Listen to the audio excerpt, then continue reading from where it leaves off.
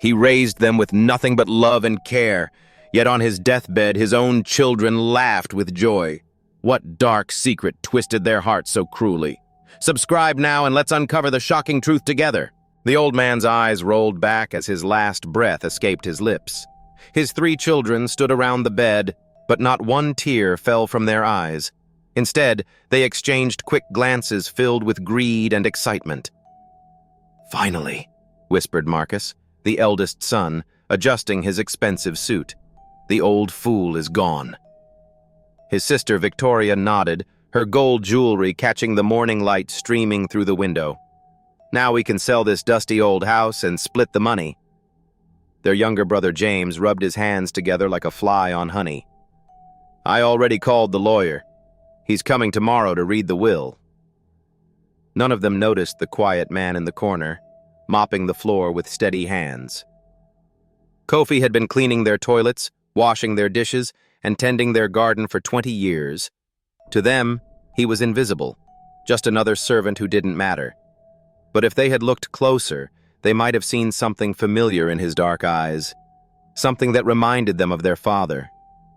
The funeral was a grand affair. The 3 siblings wore black designer clothes and fake tears. They shook hands with important people and spoke of their beloved father with practiced sorrow. Kofi stood at the back of the church in his simple white shirt and black pants. He was the only one truly crying. While the family counted potential inheritance money, he remembered the man who had secretly taught him to read, who had given him a job when no one else would. "Look at that servant," Victoria whispered to her brothers. "Still crying like a baby. Father was too soft on the help." What she didn't know was that Kofi wasn't just any servant. He was her half-brother, born to their father and a village woman 25 years ago. But this secret lay buried deeper than any grave. After the funeral, the family gathered in the lawyer's office. Mr. Asante, an elderly man with kind eyes, opened his briefcase slowly. "Before we begin," he said, "I must tell you something unusual about your father's will." Marcus leaned forward greedily. "Unusual how? Did he leave us more than expected?" The lawyer's expression grew serious. "Your father made some interesting changes in his final months. He spoke often of justice and family secrets." Victoria's heart skipped. "What kind of secrets?" But before the lawyer could answer, his phone rang. "Excuse me," he said, stepping outside. "Emergency at the courthouse. We'll have to continue this tomorrow." The siblings left frustrated, but they had a plan. That night they would break into the lawyer's office and read the will themselves. They couldn't wait another day to know their fortune. Meanwhile, Kofi returned to the empty house. He walked through the rooms where he had spent 2 decades cleaning, cooking, and caring for a family that treated him like dirt. In the master bedroom, he touched the chair where the old man used to sit and tell him stories about their ancestors. "I will miss you, Father," he whispered to the empty room. The next morning brought shocking news. The lawyer's office had been robbed, the safe was broken open, and several documents were missing, including the will. "This is terrible," Marcus said, trying to sound upset. Hidden in his jacket was the very document they sought. That evening, the 3 siblings met secretly in Marcus's apartment. With trembling hands, he unfolded their father's will. "Let's see how rich we are," James said, pouring expensive wine. But as Marcus read, his face went white. This can't be right." "What does it say?" Victoria grabbed the paper. The will was clear. The house, the land, the businesses, even the hidden gold their father had saved for 40 years, everything went to someone named Kofi Asante. "Who is Kofi Asante?" James shouted. "We don't know any Kofi Asante!" Victoria's eyes widened with horrible realization. "The servant, the toilet cleaner. His name is Kofi." "But his last name isn't Asante," Marcus said, confusion mixing with rage. What they didn't know was that Kofi had been using his mother's maiden name, Mensa, all these years. His real name, the name on his birth certificate, was Kofi Asante. Their father had given him his own surname, though he never told anyone why. The siblings sat in stunned silence. Their servant, the man they had treated like dirt, was inheriting everything. "We have to destroy this will," Victoria said, her voice cold as ice. "But the lawyer has copies," James protested. Marcus smiled an evil smile. "Not anymore. I took all the copies from his safe. This is the only one left." Without hesitation, Victoria grabbed the will and threw it into the fireplace. The flames consumed their father's final wishes, turning justice into ash. "Now what?" James asked. "Now we go to court and claim our inheritance," Marcus said. "Without a will, the law says everything goes to the children equally." But their father had been smarter than they knew. Hidden in the house was a second will, sealed and waiting. He had suspected his children might try something dishonest. The next day, the family met with a different lawyer to process the inheritance. Since no will could be found, the estate would be divided among the 3 children. Kofi was given 1 week to pack his belongings and leave the only home he had known for 20 years. "Don't take anything that doesn't belong to you," Victoria warned him coldly. "We'll be watching." Kofi nodded quietly, his heart breaking. He had loved this family despite their cruelty. He had hoped that somehow, someday, they would accept him as their brother. As he packed his few possessions, he found an old photo hidden in his room. It showed him as a young boy, sitting on their father's lap. On the back, in their father's handwriting, were the words, "My beloved son Kofi, blood of my blood, heir to my legacy." But Kofi couldn't read very well, and he didn't understand what the words meant. While the servants prepared to leave, something unexpected happened. The family's neighbor, Mrs. Osei, came to visit. She was a wealthy businesswoman who had known their father for 30 years. "I'm sorry for your loss," she said to the siblings. "Your father was a good man. He spoke often of his children, all 4 of them." "4?" Marcus asked, confused. "There are only 3 of us." Mrs. Osei looked surprised. "He always counted Kofi as his 4th child, said he was the son of his heart, if not his wife." The siblings exchanged worried glances, but they said nothing. Mrs. Osei had brought her daughter Amma to pay respects. Amma was 23, beautiful, and educated at the best universities. But she was also kind and humble, unlike many wealthy young women. When Amma saw Kofi carrying his belongings to the servants' quarters, she felt something stir in her heart. There was dignity in his sadness, strength in his gentleness. "Hello," she said softly. "I'm Amma. I'm sorry for your loss." Kofi looked up, surprised that someone so refined would speak to him. "Thank you, miss. Mr. Asante was a good man." "You called him Mr. Asante," Amma noticed. "Most servants would say master or sir." Kofi's eyes grew distant. "He told me once that all men are equal in God's eyes. He said I should call him by his name because we shared something special." Amma felt drawn to this humble man with the wise eyes. Over the next few days, she found excuses to visit the house. She brought food for Kofi and listened to his stories about their father. "He was different when you weren't around," Kofi told her. "Kind and gentle. He used to teach me about the stars, about our ancestors, about right and wrong." "Why did he treat you so differently than his other children?" Amma asked. Kofi shrugged. "Maybe because I reminded him of someone he once loved." But love was growing between Kofi and Amma, pure and true. She saw past his humble clothes to the noble heart beneath. He saw past her wealth to the beautiful soul within. The siblings watched this developing romance with disgust and worry. "We need to get rid of him quickly," Victoria said. "If he marries into the Osei family, they might start asking questions about father's will." Or lack thereof, Marcus added grimly. They decided to be cruel. The next morning, they accused Kofi of stealing silver spoons from the kitchen. "You're a thief!" James shouted. "We trusted you, and you stole from us!" Kofi's eyes filled with tears.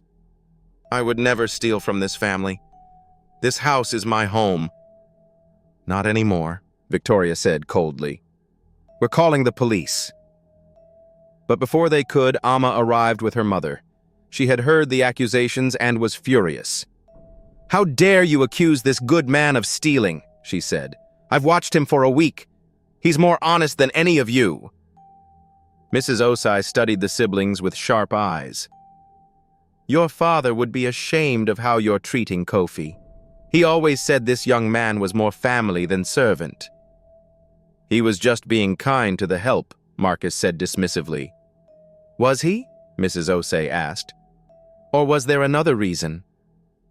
The siblings felt a chill of fear, but they couldn't know that Mrs. Osei had been their father's closest friend, and that she knew secrets that could destroy them. That night, Kofi walked alone in the garden where he had worked for 20 years. Every flower, every tree held memories of the man who had raised him like a son while pretending he was just a servant. Amma found him there under the mango tree. "Don't let them break your spirit," she said gently. "You're worth more than all of them combined." "I'm just a servant," Kofi replied. "What do I have to offer someone like you?" Amma took his hands in hers. "You have a heart full of love, hands that know honest work, and eyes that see truth. That's more valuable than all the gold in Ghana." They shared their first kiss under the stars, while the man who had secretly been Kofi's father watched from heaven with tears of joy. But happiness was short-lived. The next morning, the siblings presented fake evidence that Kofi had been stealing from the family for years. They had planted jewelry in his belongings and bribed witnesses to lie. "We're pressing charges," Marcus announced. "He'll go to prison for theft." Amma begged her mother to help, but even Mrs. Osei's influence couldn't fight fabricated evidence.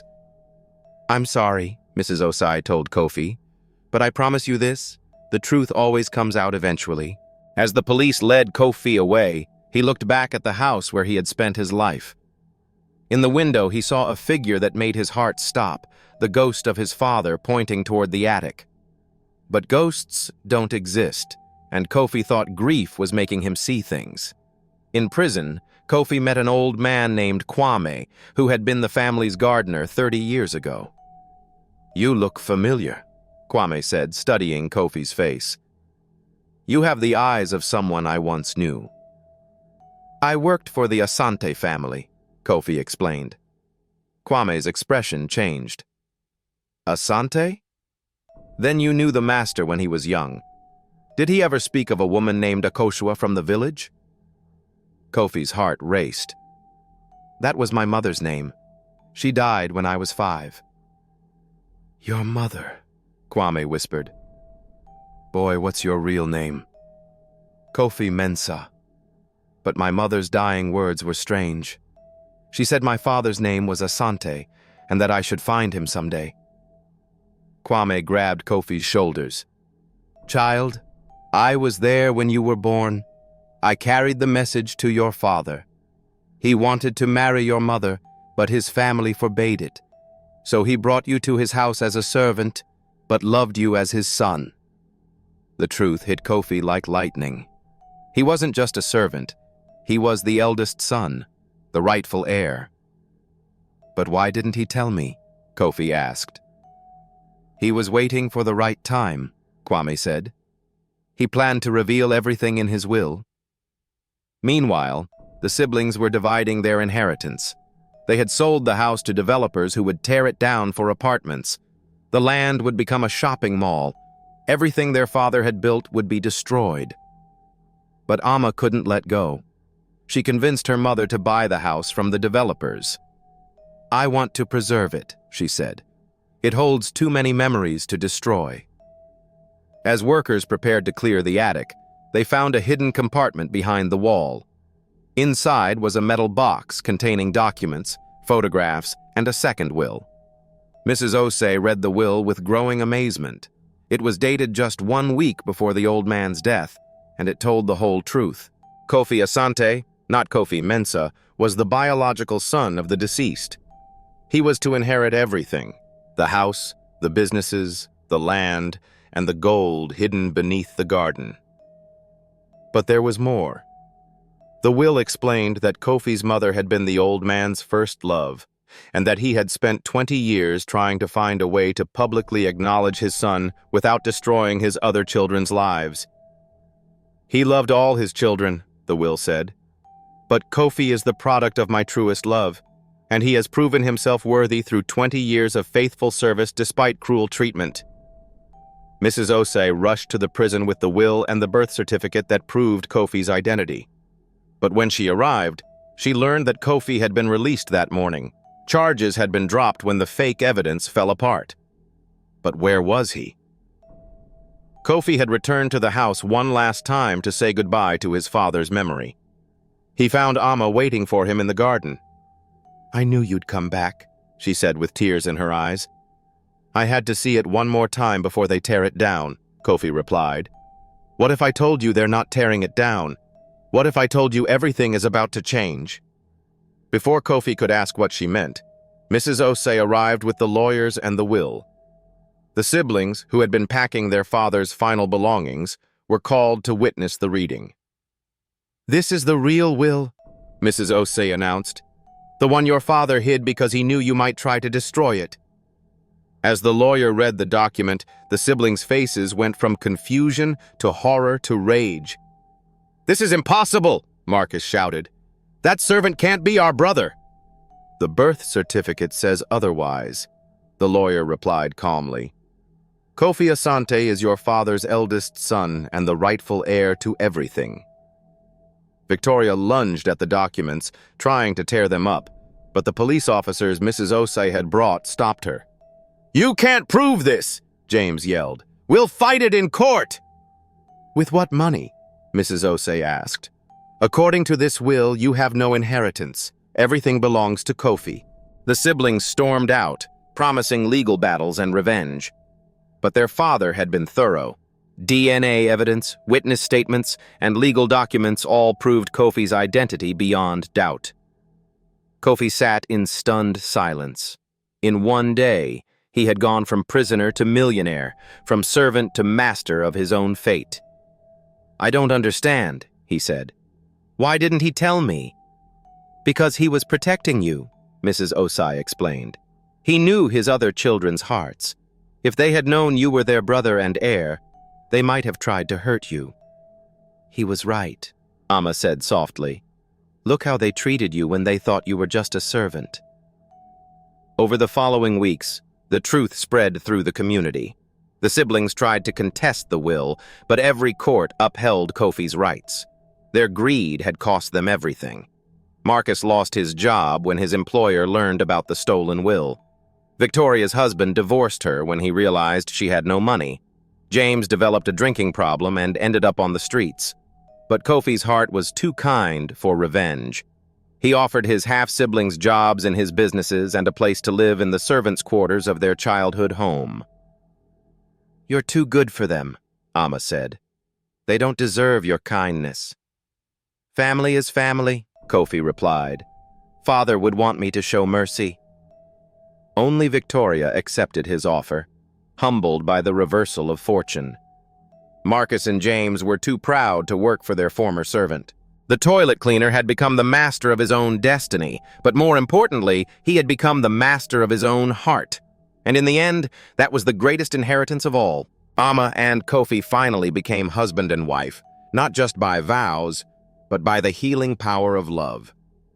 They built a life rooted in forgiveness, dignity, and quiet joy. In the end, it wasn't wealth or revenge that won. It was love. My sweet besties. What would you do if the ones who hurt you turned out to be your own blood? Do you want to know who writes all these stories? Comment "love" below, and I'll finally reveal the person behind this channel. And if this story touched you, like, subscribe, and share it with someone who believes kindness is weakness. Take care until next time.